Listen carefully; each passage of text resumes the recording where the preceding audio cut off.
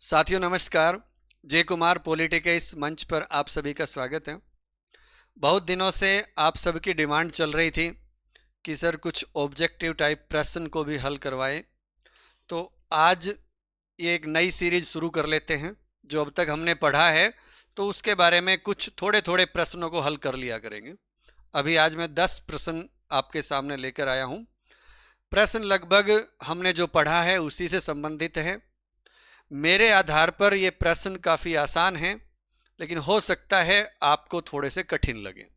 तो चलिए देखते हैं। बाकी हमने जो पढ़ा है लगभग लगभग सब कुछ वहीं से है, अलग से कुछ भी नहीं है।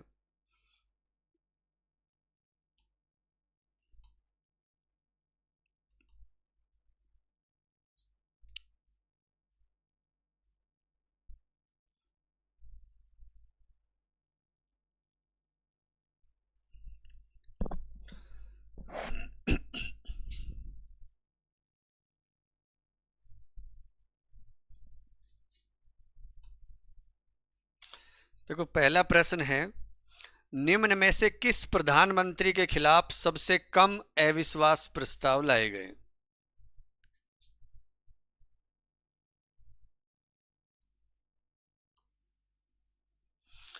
पहला है जवाहरलाल नेहरू, दूसरा है लाल बहादुर शास्त्री, तीसरा है इंदिरा गांधी और चौथा है मोरारजी देसाई।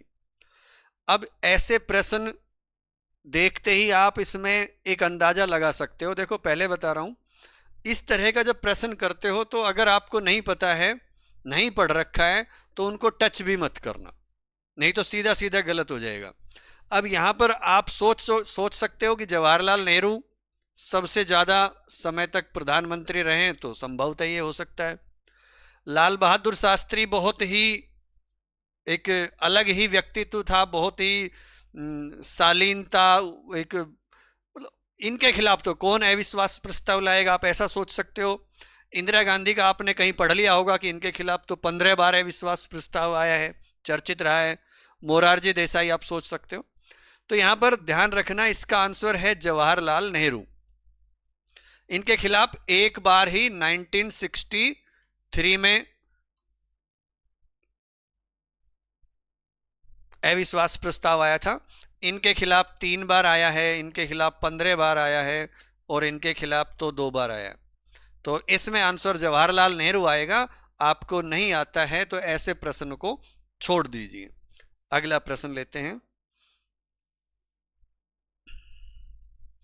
अविश्वास प्रस्ताव पर चर्चा की अनुमति की जाती है। तो अविश्वास प्रस्ताव पर चर्चा की अनुमति हम किससे लेते हैं? लोकसभा से लेते हैं, या लोकसभा अध्यक्ष से लेते हैं, या राज्यसभा के द्वारा लेते हैं, या फिर राष्ट्रपति उसकी अनुमति देता है। तो ऐसे प्रश्न भी आप अगर इन किसी भी टॉपिक का अच्छे से आपने अध्ययन नहीं किया है तो गलत होने की संभावना रहती है। आंसर लोकसभा अध्यक्ष कर सकते हैं। ध्यान रखना, इसमें लोकसभा आंसर आएगा। लोकसभा किस तरह आएगा हमने विस्तार से समझा रखा है। अध्यक्ष से निवेदन किया जाता है अविश्वास प्रस्ताव लाने के लिए, फिर अध्यक्ष सदन की अनुमति मांगता है। बाकायदा वोटिंग या हाथ खड़े करके अनुमति ली जाती है, तो उसकी अनुमति सदन ही देता है। तो लोकसभा के द्वारा ही अनुमति प्रदान की जाती है, ये ध्यान रखना। अगला प्रश्न है, किस संविधान संशोधन अधिनियम के द्वारा 9वें भाग को हटा दिया गया था? हम पढ़ते हैं कि जब हम 73वां और 74वां संविधान संशोधन पढ़ते हैं तो हम उसमें पढ़ते हैं कि 9वां भाग जोड़ा गया, 9 क जोड़ा गया। तो उसमें 9वें भाग को पहले एक बार हटा दिया गया था, बाद में दोबारा जोड़ा गया। तो 7वें संविधान संशोधन से उसको हटा दिया गया था, ये ध्यान रहे।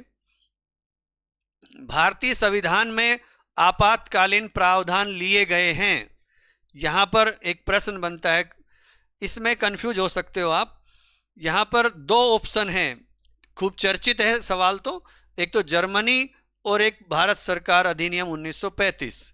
तो ज़्यादातर शुरुआत में जर्मनी आंसर रहा है, लेकिन साथियों ध्यान रहे, विस्तार से जब हम पढ़ते हैं तो हमने स्पष्ट रूप से पढ़ रखा है कि जर्मनी के संविधान से हमने आपातकाल में मूल अधिकारों का जो निलंबन होता है वो व्यवस्था हमने जर्मनी से ली है।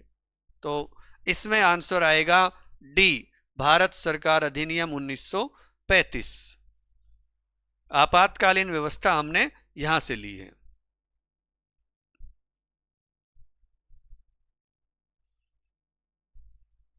अगला प्रश्न है, निम्न में से भारतीय संविधान की कौन सी व्यवस्था कनाडा के संविधान से प्रभावित है? First past the post system, नियंत्रक और महालेखा परीक्षक सीएजी, रिट जारी करना और राज्यपाल की नियुक्ति। इसमें first past the post system, CAG और रिट, ये तीनों ही इंग्लैंड से ली गई है। राज्यपाल की नियुक्ति का जो तरीका है वो हमने कनाडा से लिया है, जिसमें केंद्र के द्वारा राज्यपाल की नियुक्ति की जाती है, या ये कह सकते हैं कि राष्ट्रपति के द्वारा ऐसा किया जाता है। अगला सवाल है, भारत में निम्न में से कौन सी घटना समाजवाद से संबंधित थी? 1991 के आर्थिक सुधार बिल्कुल नहीं थे, क्योंकि आर्थिक सुधार उस समय उदारीकरण को अपनाया था, जो कि एक तरह से समाजवाद के विपरीत घटना थी।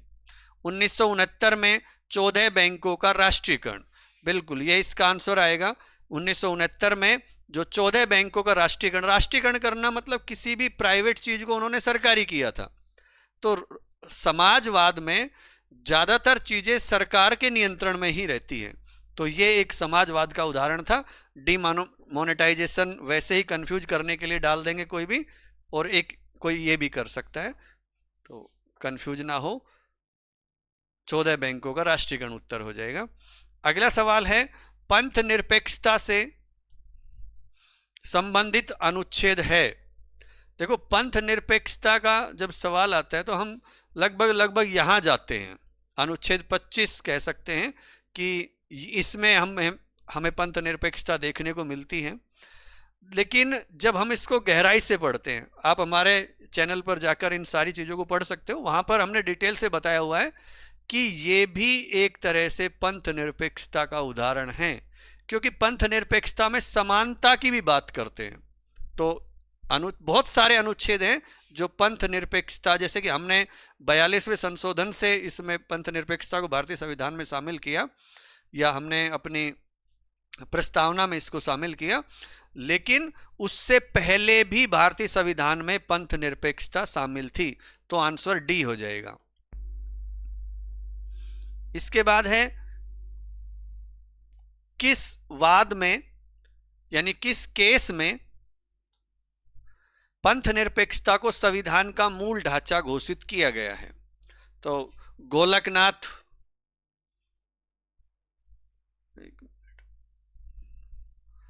लेट चल रहा है आज हमारा,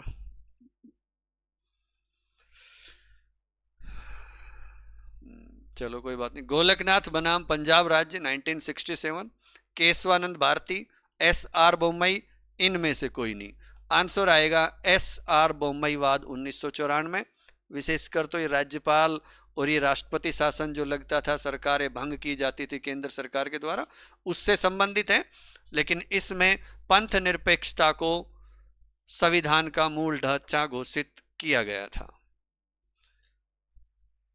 नंबर 9, निम्न में से कौन सा विधेयक साधारण बहुमत से पास किया जाता है? देखो, नागरिकता की प्राप्ति और समाप्ति से संबंधित, मूल अधिकारों में संशोधन करना हो, राष्ट्रपति की निर्वाचन प्रक्रिया में संशोधन करना है, राज्यसभा के सदस्यों की संख्या को बदलना है, तो कौन सा इसमें संशोधन ऐसा है जो साधारण विधेयक से होता है? देखो, ये कन्फ्यूजन इसमें हो सकते हो आप, आंसर तो इसका ए आएगा। लेकिन पिछले दिनों काफ़ी चर्चा में रहा था, बांग्लादेश को लेकर और उधर आसाम वगैरह को लेकर नागरिकता का मुद्दा उठा था, तो उस समय हमें ऐसा लगता है कि ये तो बहुत बड़ा मुद्दा था नागरिकता का, तो ये विशेष बहुमत से ही हो पाता होगा। तो जबकि ऐसे कोई भी मुद्दे जो चर्चित होते हैं उनकी संभावनाएं ज़्यादा रहती है प्रश्न आने की, तो यहाँ पर ये सारे राज्यसभा के सदस्यों की संख्या में परिवर्तन और ये सब तो विशेष बहुमत से पास होते हैं। अभी तो नागरिकता, इसमें केवल यही है, नागरिकता की प्राप्ति और समाप्ति, ये आंसर हो जाएगा। लास्ट क्वेश्चन है आपका, निम्न में से भारतीय संविधान की एकात्मक विशेषता नहीं है। कौन सी नहीं है? अखिल भारतीय सेवाएं, एकीकृत न्यायपालिका, राज्यसभा में राज्यों का असमान प्रतिनिधित्व और द्विसदनात्मक। ये देखो, हमने विस्तार से पूरी एकात्मक शासन प्रणाली को, पूरी संघात्मक शासन प्रणाली को समझाया है। वहां पर ये तीनों ऑप्शन एकात्मक शासन प्रणाली में थे, तो डी आंसर हो जाएगा, द्विसदनीय विधानमंडल। साथियों, एक नई सीरीज आज से हमने शुरू की है, तो ऐसे ही प्रश्न और लाते रहेंगे। प्रश्नों का स्तर कैसा है आप तय करना। इसके लिए अभी हम टेलीग्राम चैनल शुरू किया है, टेलीग्राम चैनल को सबके लिए ओपन करेंगे, तो इस पीडीएफ को भी मैं कोशिश करूंगा उसमें डाल दें, और आप अपने सुझाव भी वहां पर आमंत्रित, आपके सुझाव उस पर आमंत्रित रहेंगे।